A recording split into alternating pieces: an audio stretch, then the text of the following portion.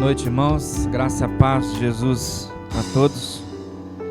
Hoje é mais uma quarta-feira da pandemia, é mais uma quarta-feira onde nós estamos mantendo o distanciamento social, onde nós estamos com as nossas atividades presenciais interrompidas, mas nós podemos continuar em missão, nós podemos continuar o culto a Deus, podemos continuar servindo ao Senhor, porque nada disso foi tirado de nenhum de nós.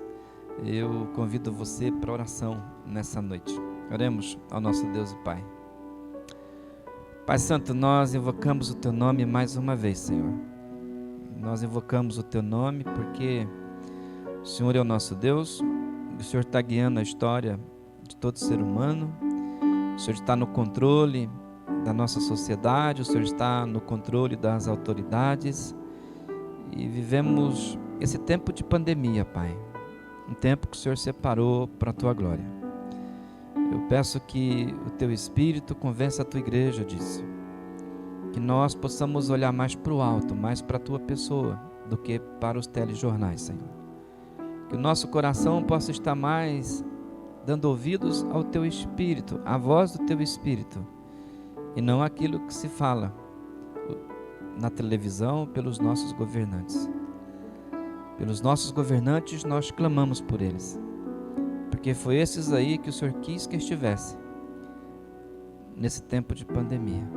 Por isso eu peço, os abençoe, Pai, que o Senhor cuide de cada um deles e que por meio deles a Tua vontade seja manifesta. Hoje à noite nós clamamos pela Tua presença, nós clamamos pela Tua companhia e clamamos que o Senhor esteja aceitando o culto que nós queremos Te prestar. Mesmo assim separados, ó Deus, mas estamos juntos, porque há em nós um só Espírito. Assim nós Te pedimos, nos dê a Tua palavra e aceita o culto que viemos Te prestar. Oramos pelo nome de Jesus. Amém. Amém. Vamos cantar Jesus em Tua presença? Espero que enquanto nós cantamos aqui, que você também possa cantar aí do outro lado com a sua família, porque afinal de contas a sua casa tem sido a sua igreja nesse tempo de pandemia. Vamos cantar todos nós. Louvemos, cantemos ao Senhor.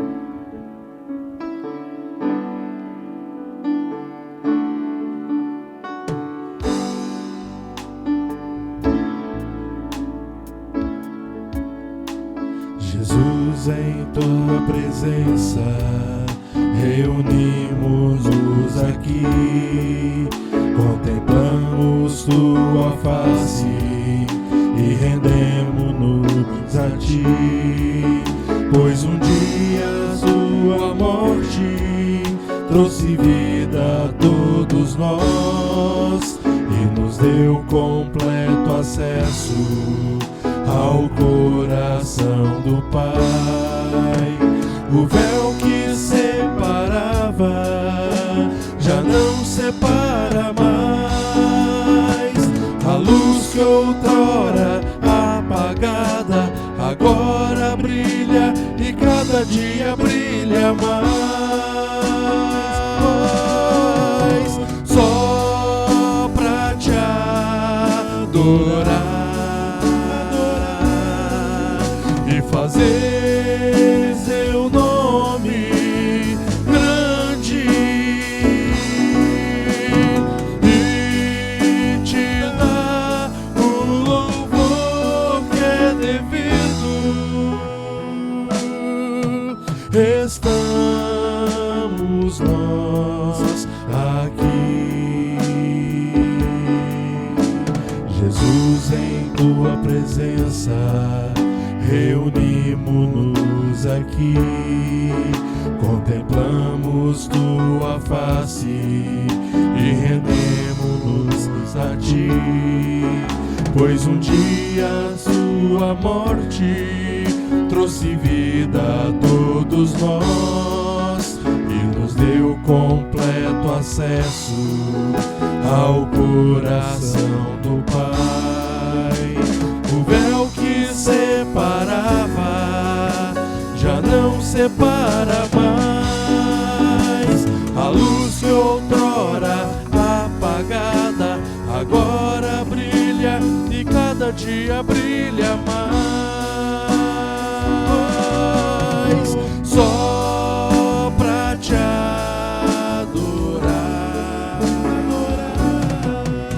e fazer teu nome grande, grande, e te dar o louvor que é devido.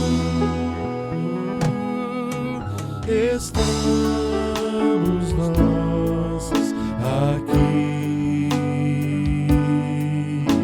Jesus, em tua presença, reunimos-nos aqui.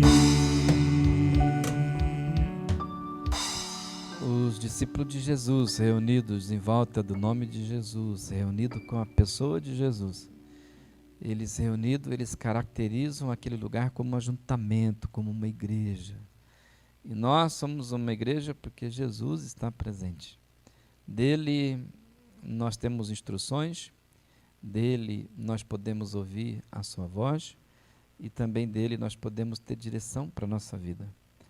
Ouçamos a palavra de Deus. Mateus capítulo 28, eu vou ler do versículo 16 até o verso de número 20. Evangelho de Mateus, capítulo de número 28, é o último capítulo de Mateus. Nós iremos fazer uma leitura do versículo 16 até o verso 20. Peço que, se você está aí na sua casa e você pode ligar a tua Bíblia ou abrir a tua Bíblia, que você possa nos acompanhar na leitura, que diz assim: Os 11 discípulos foram para a Galiléia, para o monte que Jesus lhes indicara. Quando o viram, o adoraram, mas alguns duvidaram. Então Jesus, aproximando-se deles, disse: Foi-me dada toda a autoridade nos céus e na terra. Portanto, vão e façam discípulos de todas as nações, batizando-os em nome do Pai e do Filho e do Espírito Santo, ensinando-os a obedecer a tudo o que eu lhes ordenei. E eu estarei sempre com vocês, até o fim dos tempos. Esse encontro de Jesus, ele tinha dado para Pedro, apóstolo, que eles fossem para Galiléia, o lugar que ele havia indicado, que ele os encontraria eles lá, porque ele iria adiante deles. Nesse dia, os discípulos têm esse reencontro com Jesus. E diz o texto que alguns duvidaram. E Jesus aproximou-se deles e disse: Olha, toda a autoridade foi me dada no céu e da terra, e agora eu estou dando uma missão para vocês. Eu estou vocacionando os meus discípulos para que eles estejam indo por todas as partes do mundo, fazendo discípulos para mim. E nesse processo todo, ensine esses que vocês irão fazer como discípulos, tudo aquilo que eu já ensinei para vocês. E nesse momento eu garanto, eu estarei com vocês todos os dias. Jesus está conosco, principalmente quando nós somos um povo que estamos em missão. Principalmente quando nós entendemos que a vida ela é celebrada no sentido de que nós estamos em missão, servindo a Cristo, fazendo discípulo para Ele. E se você é alguém assim, então você pode cantar com a gente, celebrai, porque esta é a festa do povo de Deus. Celebrai, porque o Senhor ressuscitou, Ele está vivo, está conosco, está no nosso meio, e porque Ele está conosco, nós estamos em missão. Vamos cantar?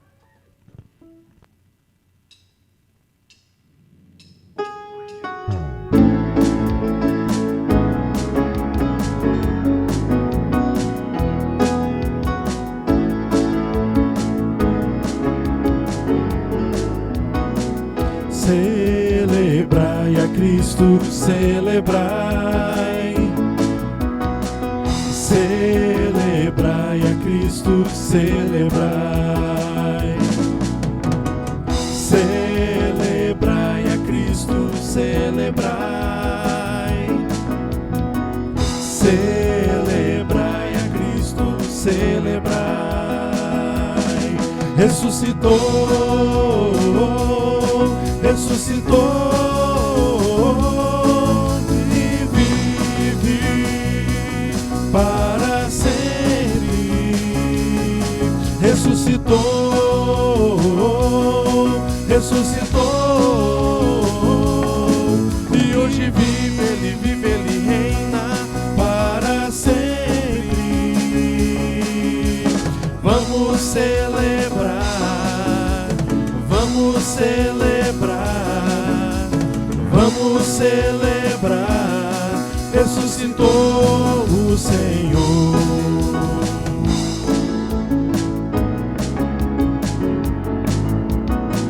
Celebrai a Cristo, celebrai. Celebrai a Cristo, celebrai. Celebrai a Cristo, celebrai. Celebrai a Cristo, celebrai. Ressuscitou, ressuscitou, e hoje vive, ele reina para sempre. Ressuscitou, ressuscitou, e hoje vive, ele reina para sempre. Vamos celebrar, vamos celebrar, vamos celebrar, ressuscitou o Senhor. Vamos celebrar, vamos celebrar, vamos celebrar, ressuscitou o Senhor.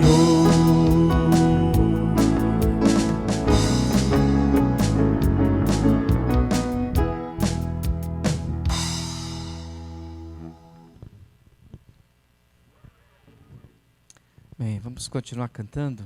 É o teu povo reunido numa só voz.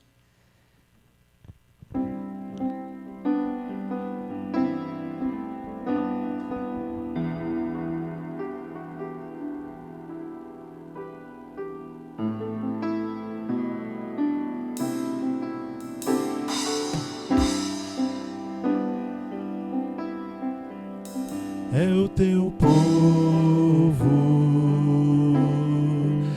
aqui presente, todos numa só voz, declarando que só tu és grande, exaltamos teu doce nome. Pelo amor, pela cruz, por teu Filho Jesus, pois é santo, sim, és digno de louvor e de ser adorado. És bondoso, Pai querido, dentre todas as coisas, tu és verdadeiro Senhor. Teu povo aqui presente, todos numa só voz, declarando que só tu és grande, exaltamos teu doce nome. Pelo amor, pela cruz, por teu Filho Jesus, pois é santo, sim, és digno de louvor e de ser adorado. És bondoso, Pai querido, dentre todas as coisas, tu és verdadeiro Senhor. Pois é santo, sim, és digno de louvor e de ser adorado. És bondoso, Pai querido, dentre todas as coisas, tu és verdadeiro Senhor.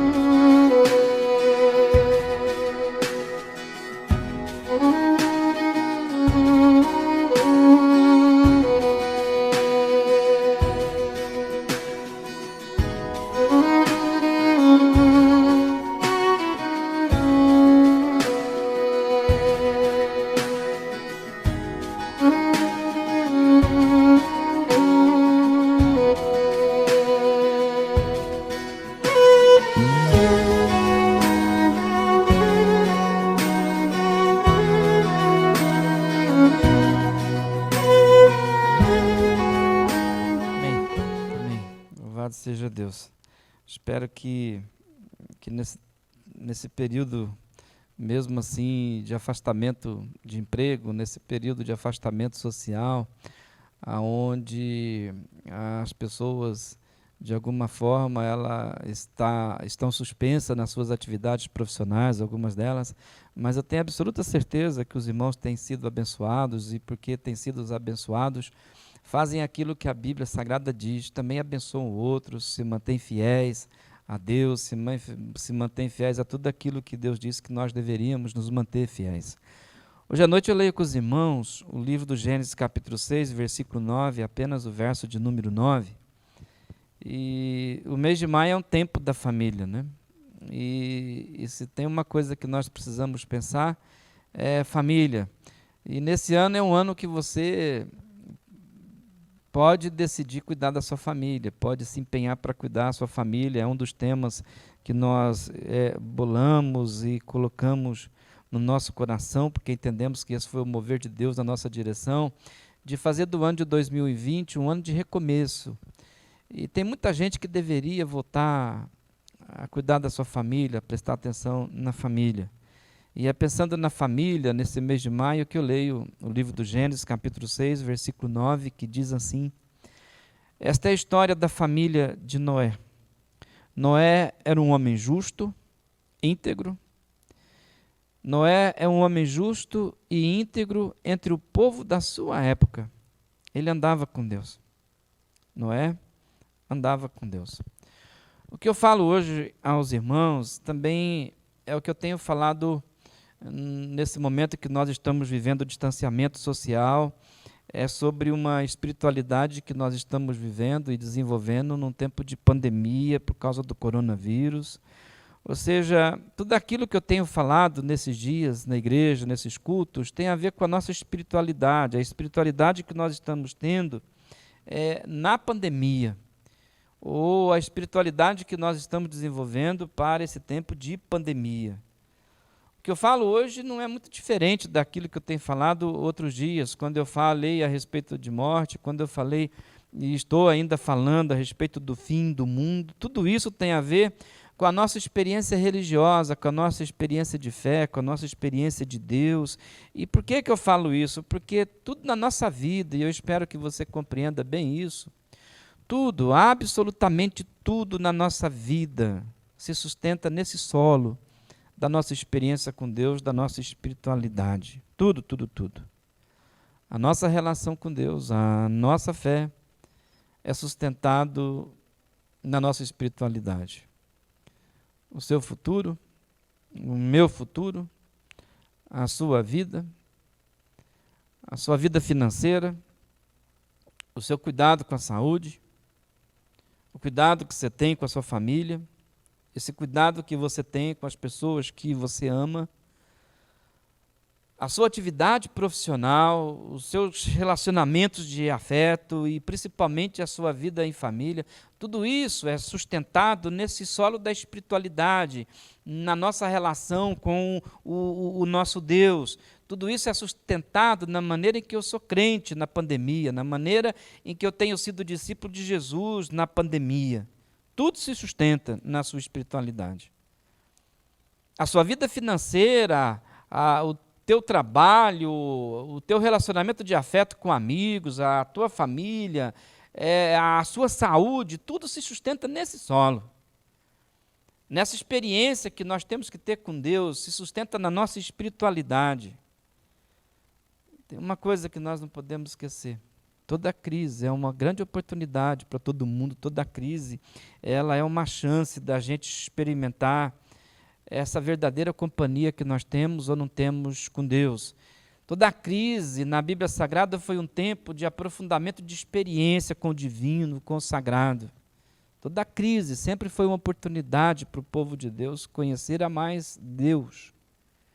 Mas principalmente, toda crise foi uma oportunidade para o povo de Deus se conhecer, para o povo de Deus saber se eles estavam andando com Deus, para o povo de Deus saber qual a distância que havia entre eles e o sagrado e o divino.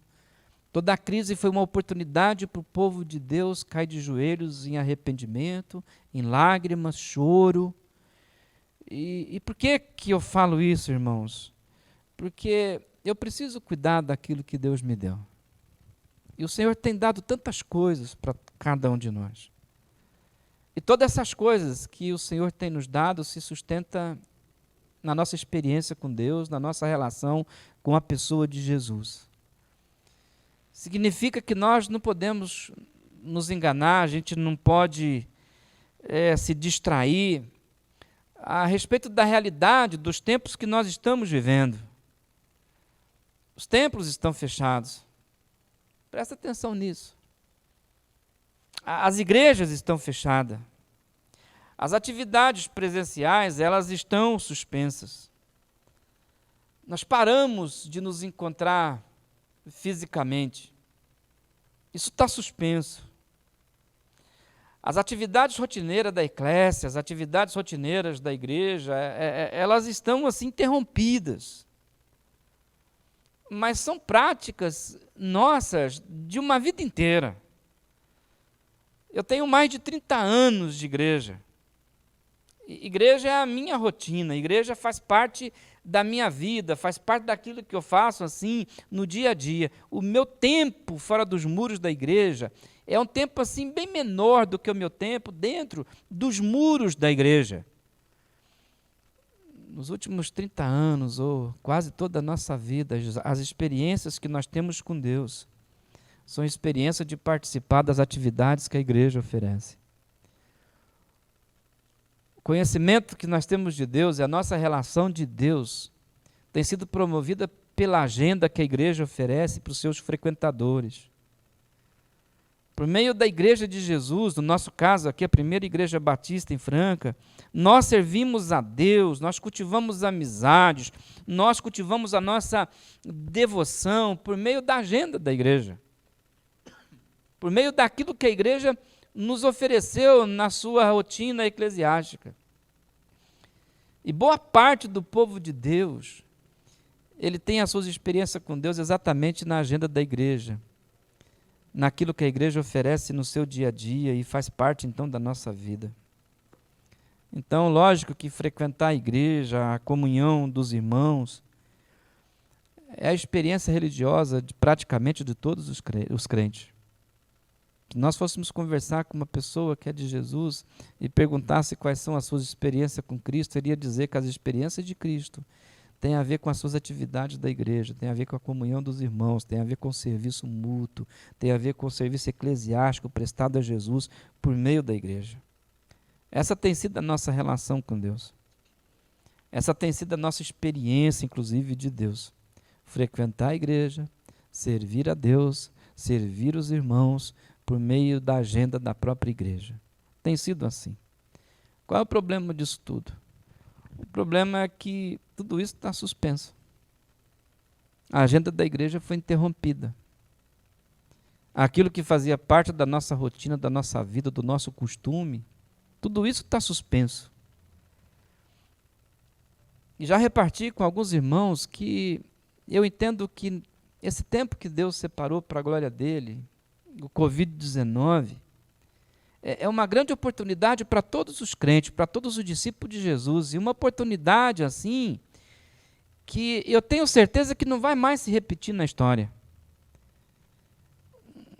Um momento que nem esse que nós estamos vivendo, acredito eu, que isso aí nunca mais vai se repetir. E essa chance que nós temos, essa oportunidade que nós temos por causa da pandemia, é que eu preciso me perceber se eu sou realmente de Cristo, se eu sou povo de Deus, ou se eu estava aculturado a uma igreja, ou se eu estava com costume religioso. É uma reflexão que nós podemos fazer. Eu sou discípulo de Jesus ou eu tinha uma agenda eclesiástica? Porque as nossas atividades, a agenda da igreja, tudo isso está interrompido. Mas muito mais do que isso, irmãos. Essa oportunidade da gente se perceber se toda a minha experiência com Deus era por meio das atividades da igreja, eu preciso me perceber se a minha experiência com Deus era apenas aquilo. nesse tempo de pandemia, a gente tem que fazer uma reflexão da nossa espiritualidade, da nossa vida com Deus, porque tudo isso está interrompido.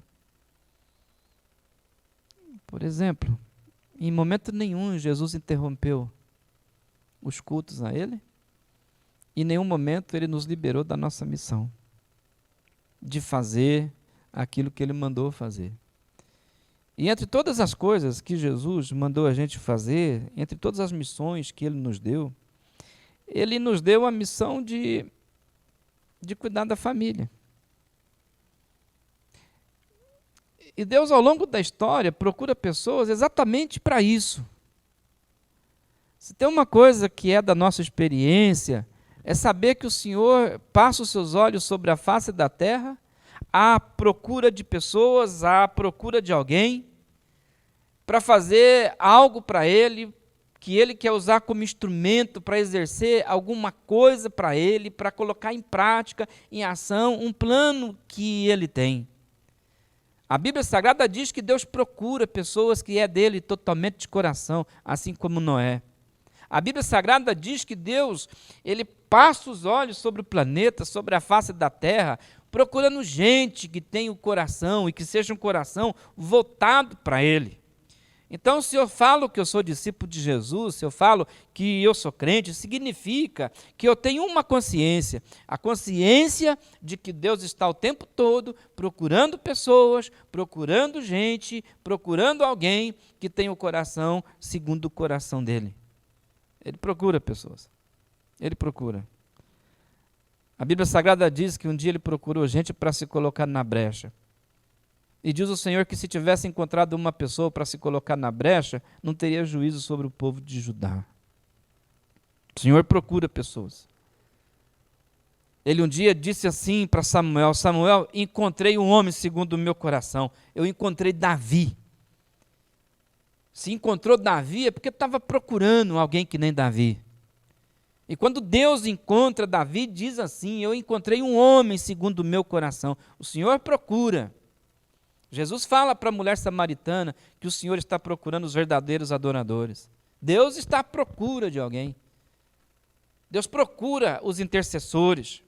Deus procura homens e mulheres que Ele possa usar naquilo que Ele está fazendo no mundo. O que Deus está fazendo no mundo? Redimindo. O Senhor está redimindo esse mundo aqui. E Ele procura pessoas. José, um dia vendido pelos seus irmãos lá para o Egito, ele passa pela prisão, passa pela casa de Potifar, ele chega a governador do Egito, e quando chega a governador do Egito, quando ele tem aquela conversa com seus irmãos, algo muito interessante de José para os seus irmãos, ele diz: vocês intentaram mal contra mim, vocês intentaram mal, mas Deus transformou isso em bem. E por quê? Porque Deus queria salvar a nossa família, Deus queria salvar muita gente.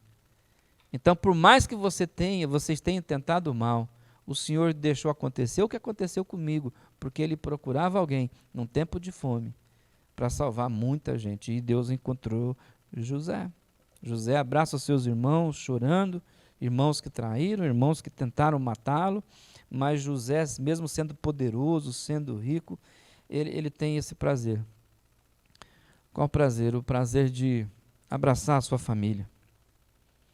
E ele diz uma coisa, né? Tudo me aconteceu. Tudo que me aconteceu foi para salvar a vida da minha família. Então eu tenho que dizer para os irmãos nessa noite que Deus continua procurando alguém. Deus é um Deus que procura. Deus procura intercessores, Deus procura alguém para se colocar na brecha, Deus procura adoradores, Deus procura todo tipo de gente que Ele possa usar para redimir pessoas, para redimir famílias. Deus está à procura de pessoas. E quem sabe você não é uma dessas pessoas que Deus tem procurado. Há muitos homens e mulheres que Deus vai escolhê-los, vai encontrá-los para ser os heróis da sua casa, aquelas pessoas que Ele usou como porta de entrada para redimir as suas casas e também as suas famílias. Uma coisa a gente já deveria ter aprendido com a história e também com a nossa própria vida. Nada vai mudar na nossa casa se a gente não mudar. Nada muda na família se alguém naquela família não for mudada por Deus. Isso é para dizer que, enquanto eu falo isso, pode passar pela sua cabeça alguém dizendo, é assim, pastor, se o meu filho fosse diferente, eu acho que a nossa vida seria outra. Se a minha esposa fosse assim, se o meu marido fosse daquele jeito. Mas o foco de Deus não é o outro, o foco de Deus é você. Deus quer transformar, é a tua vida. Mesmo porque a gente não vai conseguir mudar os outros. O máximo que alguém no meio de uma casa pode fazer é permitir que Deus esteja mudando ele. Se você quer ser uma bênção para a tua família, uma coisa boa que você pode fazer é permitir que Deus esteja mudando você, transformando você. Então, quando eu olho para a família de Noé, quando eu olho para a Bíblia Sagrada dizendo que Deus procura pessoas, eu com toda certeza, eu garanto, Deus também te procura. Os olhos do Senhor têm passado pela tua casa. Deus está muito ocupado com esse mundo aqui, redimindo esse mundo. E esse mundo, estou falando de pessoas, Ele procura. Ele procura as famílias, procura alguém no meio da família que Ele possa usar para restaurar a família, para transformar a família. Ele procura no meio das famílias alguém que Ele possa mudar e essa pessoa ser uma porta de entrada para o milagre que Ele quer fazer no meio daquela família lá. Os olhos do Senhor passam pela tua casa e Ele está à procura de alguém lá. O problema é que quando o Senhor chega na nossa casa, a gente está pensando para Ele mudar o outro. A mudança do outro só é possível quando a mudança em mim já aconteceu. O grande problema é, no meio das famílias, quem é que está disposto a ser transformado? Quem é que está disposto a assumir a culpa? Quem é que está disposto a assumir a responsabilidade? Boa parte dos maridos que eu conheço, de filho, de esposa, vai sempre dizer a mesma coisa. Pastor, eu não faço nada de errado na minha casa, eu só faço as coisas direitinho. O errado lá é o cicrano, o errado lá é a fulana, o errado lá é não sei quem. Parece que é só os outros que cometem erros no meio da família, só o outro pisa na bola. E enquanto a gente terceirizar que o outro é o problema, Deus não tem o que fazer. Porque quando Deus quer mudar a vida do meu filho, a vida da minha esposa, Ele primeiro quer mudar a mim, se eu quero ser instrumento dEle. Eu sou o alvo de transformação de Deus para aquilo que Ele quer fazer no meio da minha casa. Mas nós terceirizamos muito. A gente continua repetindo, fulano não muda, o outro não muda. Deus só procura alguém. E será que esse alguém não pode ser você? Os olhos do Senhor, quando passam sobre uma casa, por meio de uma família, possivelmente o Senhor fica perguntando pelo seu espírito, será que tem alguém nessa casa disposto para que eu o possa usar? Será que no meio dessa casa, no meio dessa família, tem alguém que eu possa usar para dar bom testemunho, para ser uma porta de entrada para a redenção que eu quero fazer aqui? Sabe quem Deus quer usar lá na minha casa, irmãos? Eu. Sabe quem Deus quer usar na sua casa para transformar a tua casa? Você. Deus um dia quis salvar a família de Noé. E a história da família de Noé, e aqui está dizendo que esta é a história da família de Noé. E a história da família de Noé, ela está descrita na vida de Noé. E a Bíblia é muito simples para falar de Noé, de uma pessoa que Deus usou para salvar a sua família. A Bíblia Sagrada vai dizer no verso de número 9, que Noé era um homem justo, um homem íntegro, um homem assim, no meio de uma geração, na sua época. E termina dizendo assim que Noé era um homem que andava com Deus, disponível para Deus. Deus encontrou Noé no meio da família dele. Noé era um homem disponível para o mover de Deus. Ele salvou a sua família, salvou a sua casa. Noé não salvou o mundo inteiro. Noé não se envolveu com nenhuma ONG para salvar o mundo. Noé não estava assim gastando a vida tentando salvar a natureza. Noé não gastou a sua vida tentando salvar outras coisas que estão aí no mundo. Noé salvou a sua casa. Noé salvou a sua família. Ele não conseguiu fazer nada pelo mundo que ele estava vivendo. Noé conseguiu fazer alguma coisa para a família dele. Há uma ilusão de muitos discípulos de Jesus, de muitas pessoas que é crente, tentando fazer desse mundo um lugar melhor para viver. Desculpa, você não vai conseguir.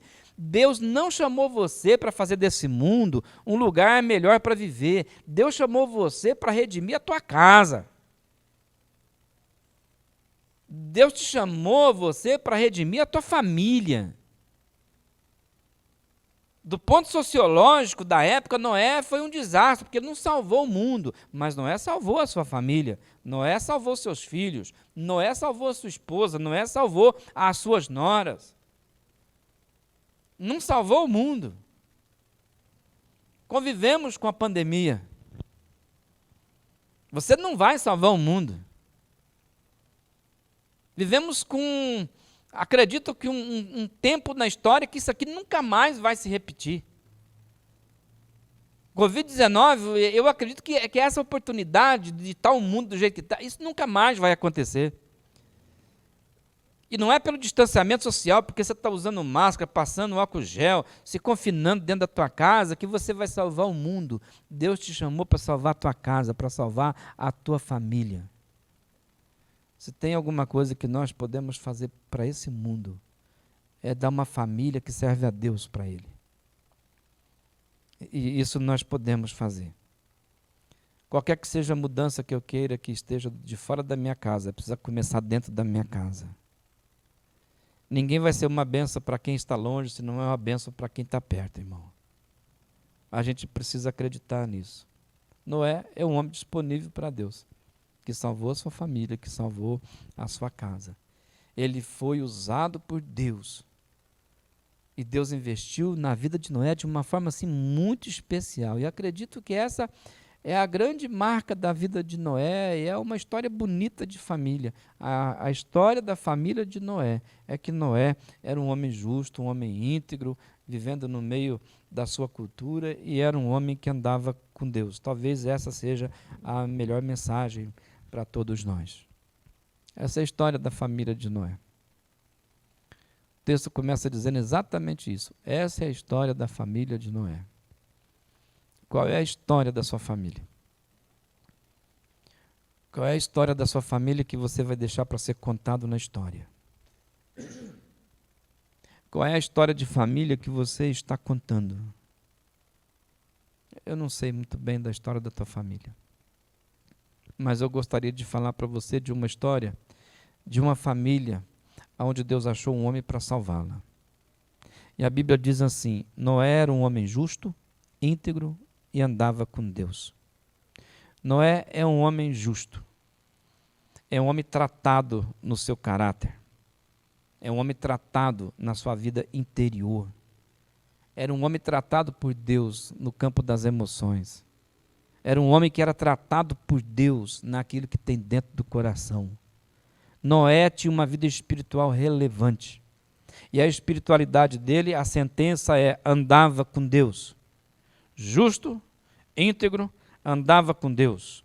Por que justo? Porque justiça faz parte do caráter do cristão, porque faz parte do caráter de Deus. Justiça é um atributo da parte de Deus, um atributo que Deus compartilhou, repartiu com o ser humano. E justiça, ser justo, é um fator que gera caráter na vida de cada um de nós. E justo na Bíblia Sagrada não é uma pessoa que não erra, não é uma pessoa que faz tudo perfeito, que faz tudo certo. O justo na Bíblia Sagrada é aquele que não tem balança enganosa.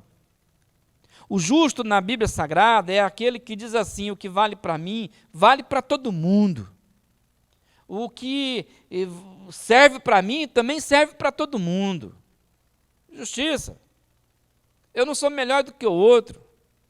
O outro não é menor do que eu. Nós somos iguais.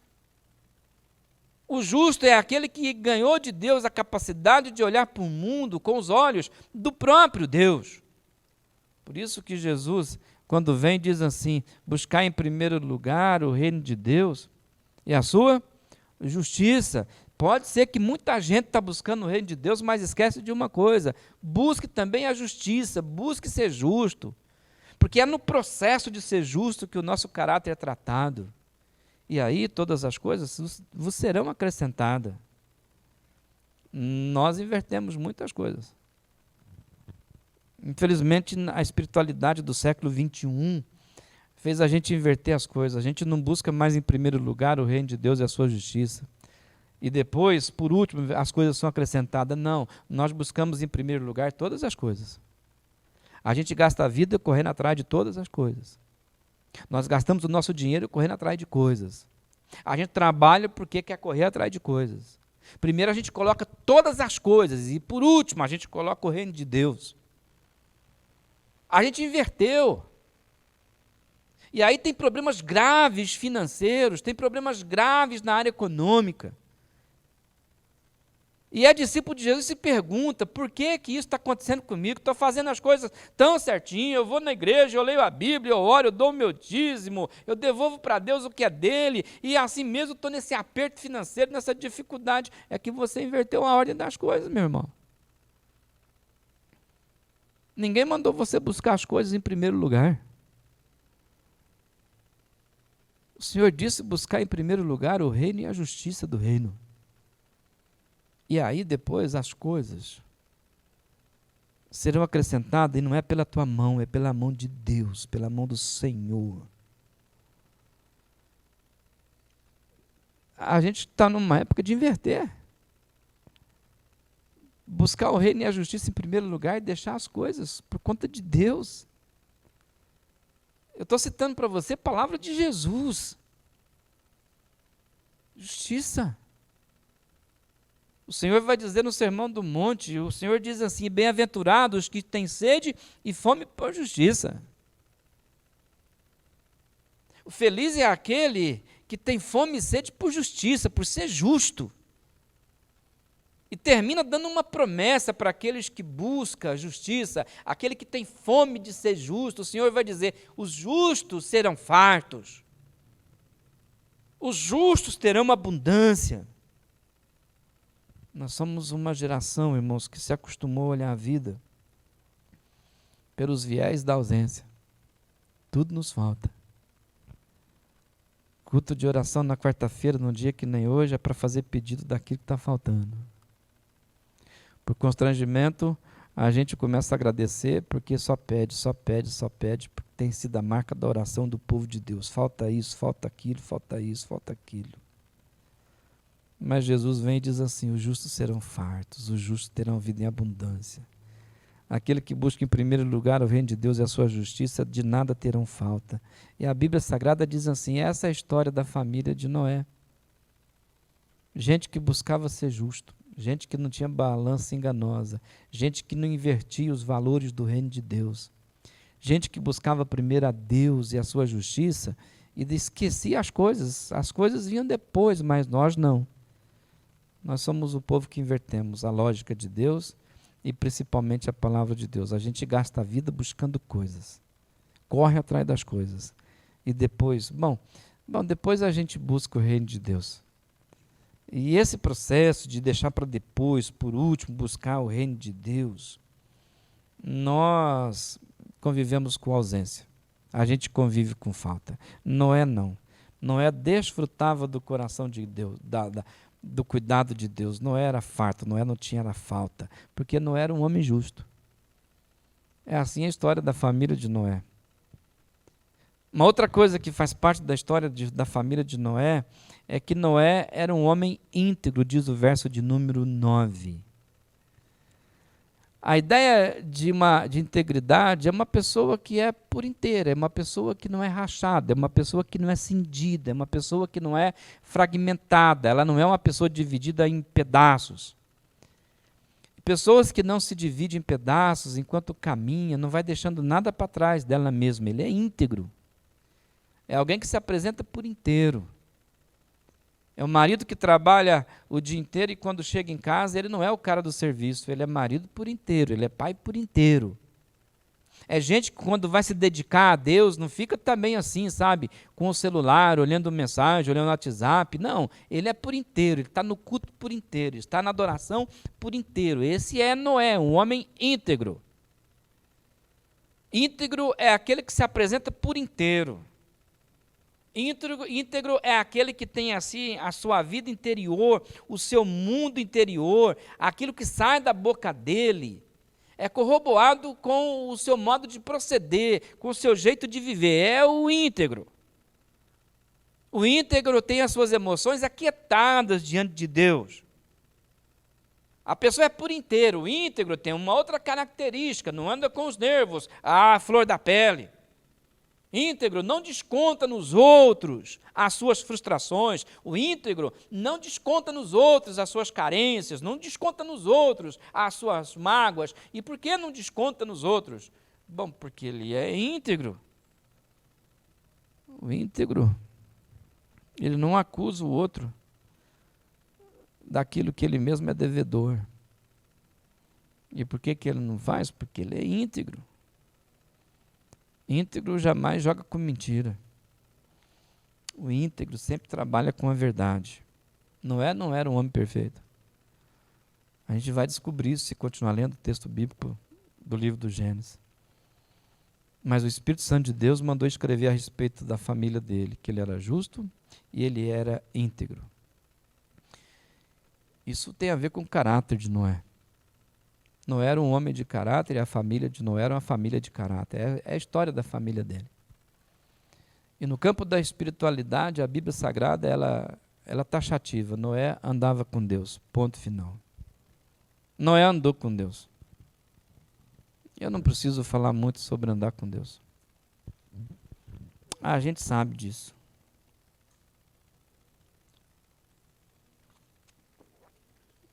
Você sabe disso. Você sabe que nós estamos caminhando para Deus. Você sabe que nós estamos a caminho de nos encontrar com Jesus Cristo. E eu preciso levar a sério as instruções que Jesus me dá enquanto eu estou andando pelo caminho. Se a gente continuar lendo aqui, Deus vai dar uma instrução para Moisés, para Noé. A instrução de se construir uma arca. E Noé levou a sério a instrução que Deus deu para ele. Ele começou a arca e terminou a arca. Demorou mais de 100 anos para fazer isso. Mas nenhum momento parou, nenhum momento desanimou. Deus chegou hoje, deu uma ordem para ele e falou com ele daqui a 120 anos. Quando diz agora vai chover. Noé terminou aquilo que começou.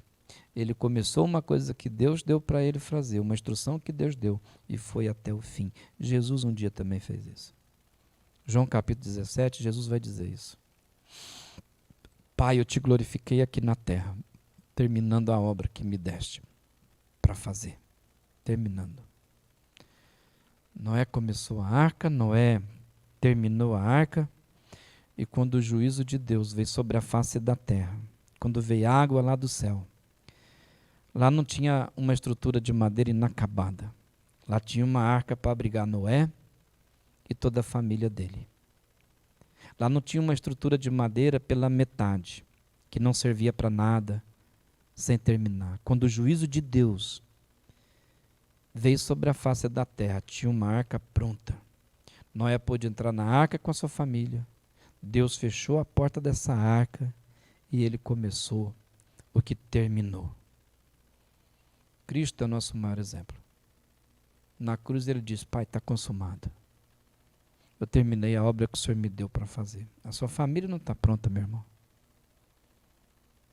Você não vai acabar o que Deus te deu para fazer.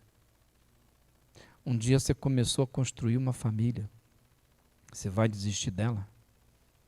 Não vai terminar o que Deus deu? E eu sei que bate cansaço em construir família.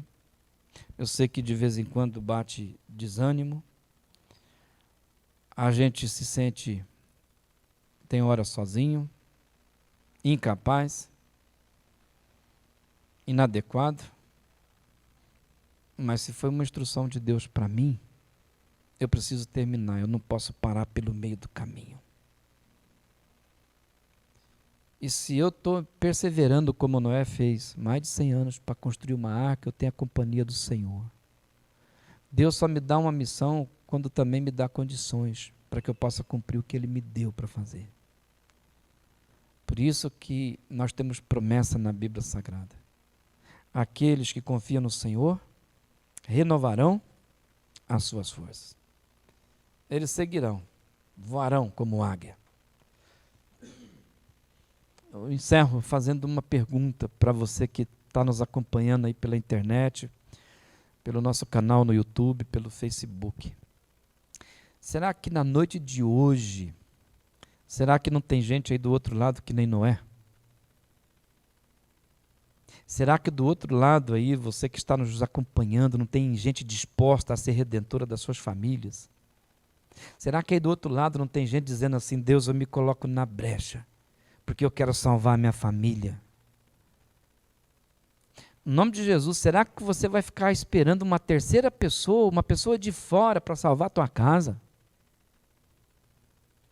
Você vai esperar uma pessoa que não tem nada a ver com a tua família para ser instrumento na mão de Deus para salvar a tua família? Por que você mesmo não se oferece? Você vai ficar esperando um outro? Será que você não pode se apresentar para Deus dizendo, Senhor, eis-me aqui, usa a mim, começa comigo?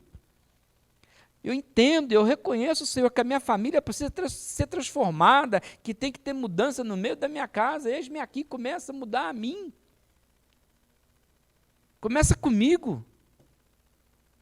Deus está à procura de homens e mulheres, irmãos, que falem exatamente isso para Ele, eis-me aqui, Senhor, começa comigo. Deus procura um homem de paz dentro de uma família, Deus procura uma mulher de paz dentro de uma casa, Ele quer encontrar dentro de uma família, no meio de uma casa, quando os seus olhos passam sobre a face da terra, Ele quer encontrar ali intercessor, Ele quer encontrar ali porta de entrada, Ele quer encontrar alguém que se coloca na brecha, Ele quer encontrar alguém disposto a pagar o preço, de ter uma família redimida, porque custa muito. Imagina o Senhor parar os olhos sobre a tua casa e olhar assim nas pessoas que compõem a tua família e dizer assim, se eu achar alguém aqui, se eu encontrar alguém aqui com fé, se eu encontrar alguém aqui justo, se eu encontrar aqui alguém íntegro, alguém disposto a andar comigo, disponível para mim, se eu encontrar, eu salvo, eu vou redimir essa família, eu vou redimir essa casa. Se eu encontrar um justo aqui dentro. Se eu encontrar um justo, eu vou mudar a história dessa família. Eu vou mudar a história de marido, eu vou mudar a história de esposa, eu vou mudar a história de filhos. Eu salvo. Se Deus procura isso, por que não você que é pai? Por que não você que é marido? Por que não por você, minha irmã, você que é mãe, que é esposa? Você vai ficar esperando acontecer alguma coisa no mundo? Deus fazer um milagre e enviar uma outra pessoa que você nem conhece, um terceiro, para dar um jeito lá? Para que demorar tanto? Deus procura alguém. Deus procura a porta de entrada. Deus procura, irmãos. Os olhos do Senhor passeiam sobre a face da terra. Um dia Deus encontrou Noé, um homem que salvou a sua família, que salvou a sua casa. E a minha pergunta que eu tenho no coração, assim, que você pode responder se por acaso quiser, se os olhos do Senhor, se o Senhor for te visitar, se Ele for visitar a sua casa, Ele vai encontrar um justo aí? Ele vai encontrar alguém que busca em primeiro a justiça do reino, que procura ser justo. Se Deus visitar a tua família, Ele vai encontrar um íntegro aí. Ele vai encontrar alguém disposto a andar com Ele. Ele vai encontrar alguém que Ele quer usar para redimir, para a redenção da família. Quando Deus te visitar, Ele vai encontrar alguém na tua casa. Eu espero que sim. Que quando o Senhor te visitar, que Ele possa te encontrar. que ele possa dizer: eu encontrei uma pessoa justa. Até que enfim, no meio dessa casa, eu encontrei alguém que é íntegro, alguém transformado no caráter. Agora eu posso mudar essa família. Eu encontrei alguém pelo qual eu posso entrar no meio dela. Alguém que não fica terceirizando, que diz assim: começa comigo, você tem que mudar, muda a mim. Essa foi a fala do profeta Abacuque. O profeta Abacuque olha para a situação de Israel e diz: Deus, até quando? Até quando? Até quando o Senhor vai permitir essas coisas em Israel? Até quando o Senhor não vai interferir? Até quando o Senhor não vai mudar? Chegou um dia que o Senhor falou: não, eu vou mudar sim, Abacuque. As coisas aí vão piorar. Eu vou levantar os caldeus. Abacuque não entende por que Deus vai usar um povo cruel para redimir um povo que é santo. E coloca-se na sua torre para oração. E quando sai de uma conversa com Deus, ele compõe uma música linda no capítulo 3. Ainda que não haja gado no pasto, ainda que não haja ovelha no aprisco, ainda que não haja fruto na videira, ainda que tenha muita falta, eu me alegrarei no Deus da minha salvação. Por que, Abacuque? Porque Ele vai mudar a mim. Ele mudou a mim, Ele me transformou, Ele fez os meus pés como os pés de uma corça. Mudou Israel? Não. Mudou a mim. Mudou a mim. Deus quer mudar a tua casa assim. Deus está procurando alguém que Ele possa transformar para redimir uma família. Queria cantar um hino do cantor cristão de número 367. Lembrando das palavras de Jesus, que diz que tem construtores prudentes e construtores imprudentes. Tem gente que leva a sério as instruções que Deus dá e tem gente que não leva a sério as instruções que Jesus dá.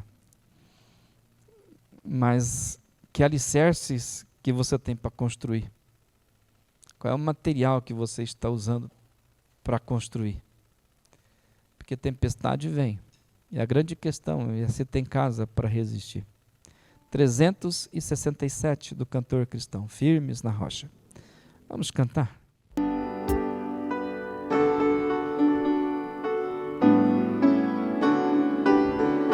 Que alicerces tendes para construir uma casa firme para resistir grande tempestade que há de chegar e a instável casa há de derrubar. Nossa morada na rocha está, firme e segura ela ficará. Quando o temporal contra ela der, há de resistir todo o seu poder. Como faz a areia na fundação, fazem nossas obras na salvação. Pois alguém que só em si mesmo crê no Senhor Jesus ainda não tem fé. Nossa morada na rocha está, firme e segura ela ficará. Quando o temporal contra ela der, há de resistir todo o seu poder.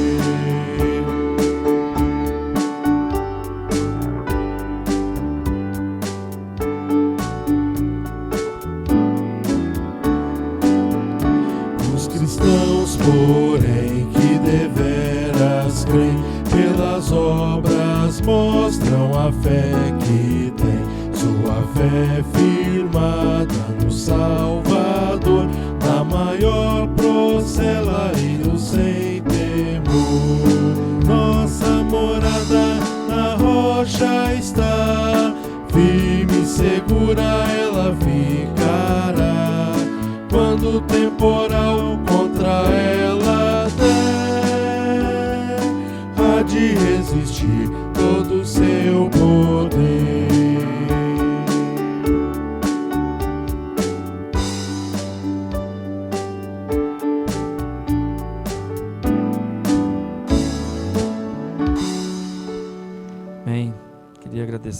Elson, Emerson, Paulo, Fred. Obrigado aí pela companhia, obrigado Israel, obrigado Camila, muito obrigado você que está aí do outro lado. Eu espero que você esteja construindo a sua casa na rocha, eu espero que você esteja seguindo as instruções de Jesus, mas muito mais do que isso, eu espero que o Espírito de Deus possa ter te visitado nessa noite e que você possa fazer uma oração. Deus, eis-me aqui, me usa. O Senhor quer redimir a minha casa? Começa comigo. Começa a transformar a minha vida. Se por um acaso eu ainda não sou íntegro, eu quero essa arrumação dentro de mim, Senhor. Se por um acaso eu não sou justo, me transforma. Eu quero ser um homem de justiça, uma mulher justa. Porque somente um justo e somente alguém íntegro pode andar com Deus e ser instrumento de Deus. Você pode ser uma pessoa, o herói da história da tua família. Daqui uns anos vão contar a história da sua família. E alguém pode dizer, lá no meio da nossa casa, no meio da nossa família, houve alguém que segurou as pontas. Há um herói que sustentou a nossa casa. Deus está procurando alguém. Deus te procura. Vamos orar. Pai, muito obrigado, porque quando nós ouvimos a Tua palavra, nós ouvimos as instruções de Jesus, as exortações do Espírito de Deus. E qualquer que seja a palavra que nós estejamos retendo no nosso coração, se o nosso coração for um solo fértil, Senhor, vidas serão transformadas, justiça vai fazer parte do nosso caráter, decisões de viver integridade vai estar disponível, vai estar em andamento, e principalmente na área da espiritualidade vai ter gente andando com o Senhor. Por isso que as suas instruções são ricas para cada um de nós. Por isso que a tua palavra é viva e ela é espírito. Nos guia, Senhor, nessa pandemia. Nos permita ver qual é a espiritualidade que nós estamos tendo em meio à pandemia. Nós queremos ser encontrados fiéis quando teus olhos nos encontrar, Senhor. Nós queremos estar em missão no nosso posto. Por isso, Pai Santo, nos ajuda. Nos conceda a sabedoria dada pelo teu Espírito. Nos dê a cada dia fé para viver neste mundo como luz do mundo e como sal da terra. Abençoe as igrejas, Senhor. Abençoe os governadores. Abençoe os governantes. Abençoe, ó Pai, os pastores. Guarde e abençoe a vida do teu povo, Senhor.